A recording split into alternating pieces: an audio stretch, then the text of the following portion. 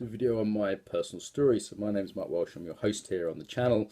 What I'm trying to do is serve a community of people who are interested in personal growth but wanting to incorporate some more conservative, new conservative, libertarian kind of views. So how did I get there? Like, where did I come from? You know, I'm not really one who matters here, but it might be interesting to people, and people always ask. So come from the UK. The accent doesn't give it away. From an Irish immigrant family. Parents were teachers. I'm a long tradition of teachers, third generation actually. Grew up, you know, my parents were, one of them was an activist protesting anti-racist stuff when they were a student. The other one used to be quite feminist, one started one of the girls' football teams. Yeah, so I come from basically a sort of left-wing educated family. This is kind of most of my mates kind of come from similar families as well. Really nice people. So first thing I want to say is I'm not going to slag off my parents at all. And I want to express gratitude to them, and also say that some of the kind of failings of that liberal way of looking at the world were through no fault of their own, and they educated me in a certain way. They didn't particularly have a lot of discipline, for example. So growing up, friends would be really shocked, even friends from other liberal families, that I would like say swear at my mum, and I'm, you know, mum, if you're out there, sorry. Yeah, I told you that face to face, but I'll tell you it now again. You know, shockingly low level of discipline. And of course, when I hit teenage years, that really caused some problems in terms of like alcohol and drug issues and things like that.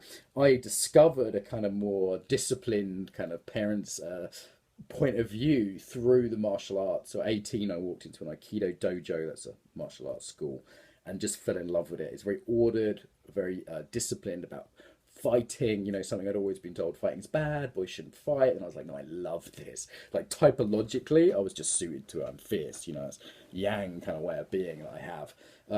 Yeah, so that was the sort of start for me, and I think I built my first kind of conservative values through that. But I was still pretty much in the sort of, you know, doing a psychology degree. Most of my professors were kind of liberal, not as bad as it is today on college campuses, but certainly, you know, still pretty left-leaning. There was a certain bias there. I know my main tutor was a kind of radical feminist, and I kind of grew up sort of brainwashed basically with that.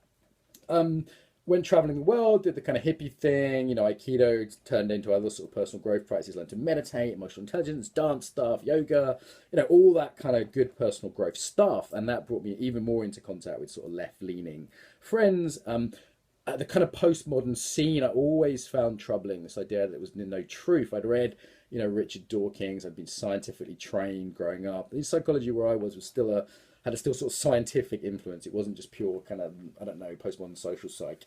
So it didn't really sit with me, this postmodern trend that was growing to say there's no truth. I'd also just get really frustrated with my hippie mates just showing up late for stuff, being fucking flaky, being emotionally all over the place. And when I started a business, I worked in war zones as well. So did humanitarian work, which is very left-leaning. We did a lot of work with children, you know, sort of care type jobs, more what we might call feminine type roles. Eventually, you know, doing humanitarian work through the martial arts, through working with kids, had some very interesting experiences, which kind of led me to realizing personal growth was really important. Those will come out in other videos. But when I settled down and I said, right, you know, I'm tired of getting shot out, I want to settle down and start a business.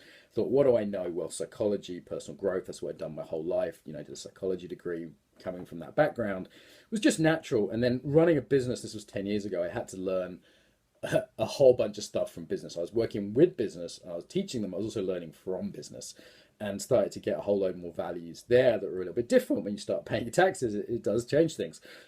Also, you know, people working with businesses who are very together and very sharp, and I had to go, you know what, there's something in that. I can't just look down on them, because my initial sense was to be kind of snobby. You know, I'm spiritual, I'm leftist, you're some evil business people. And I quickly found out that wasn't the case. I was meeting lots of nice people, and certainly lots of capable people. You know, work with militaries as well, so I've had exposure to sort of various military type organizations. I mean, even in humanitarian work, you meet like ex-military guys doing logistics and stuff, so that was another exposure. And throughout this, the martial arts, I'd say, is fundamentally quite a conservative influence. Still would have classified myself as left of centre until fairly recently. What increasingly happens, I'm fairly direct and outspoken, I have that kind of Anglo-Irish sense of humour. That was just getting me in more and more trouble. And it started off, people would say, oh, Mark, and then people would say, fuck you. And then they'd insult me, call me sexist, racist, homophobic, whatever. It didn't really match the facts, right? They'd like call me homophobic, but I'm like doing work with gay people in Russia and really putting my ass on the line. So it didn't really match the facts of what was happening. I thought, something's up here. I was having more and more arguments where people weren't listening to facts because of this, you know, postmodern point of view. as soon as the word privilege started coming to the UK a few years ago, things got really bad. This kind of American influence on personal growth, and I was just like, oh God. Started getting, discounted. You're a straight white guy. You couldn't possibly have anything to say. You're privileged. And I was like, well, that doesn't really fix. I'm from an immigrant family. My wife's an East European immigrant. There's been two difficult things in my life. And I know, I've not had problems because I'm white, but it just didn't seem the major factor when I had, posh, I don't know, Asian bisexual girl telling me I need to shut up and listen to her. And I'm going, well, maybe we can both have an opinion here. Yeah. And, recently got banned from a yoga festival and things like that. And I started to realize there's a real problem here. And also just in myself, I realized I wasn't looking at a lot of stuff. I was discounting a lot of stuff. And I thought that's really sad, because if we're going to be most impactful, in my job as a coach, as a trainer, as a teacher of yoga teachers, and as the martial artist, I want to incorporate all the different things that exist and not reject them as taboo. And I started to notice more and more was getting considered taboo.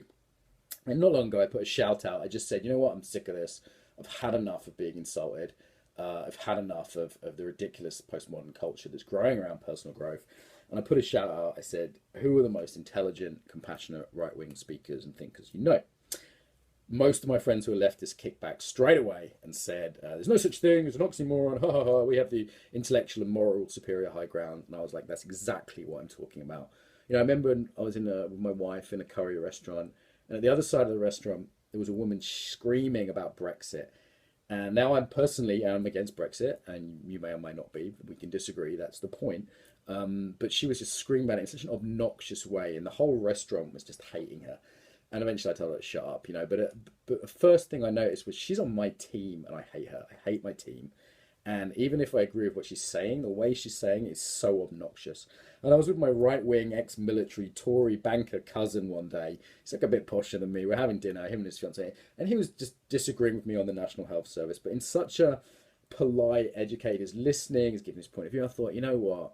I'd rather hang out with the other guys, So I started researching this, realised it was loads out there, realised I've been denying a whole load, and I realised that I could get a lot of leverage for myself and my clients by bringing this stuff back in. So that's where I'm at now. It's a work in progress. I'm exploring it. You might say I've become libertarian conservative or new conservative from that kind of left-leaning beginning, or I'm a recovering leftist, I sometimes say. Some people say, no, you're more just integrative into it. I don't know about the terminology. What I do know is there's some really juicy stuff to explore that almost no one in personal growth is touching. So that's why I made this channel.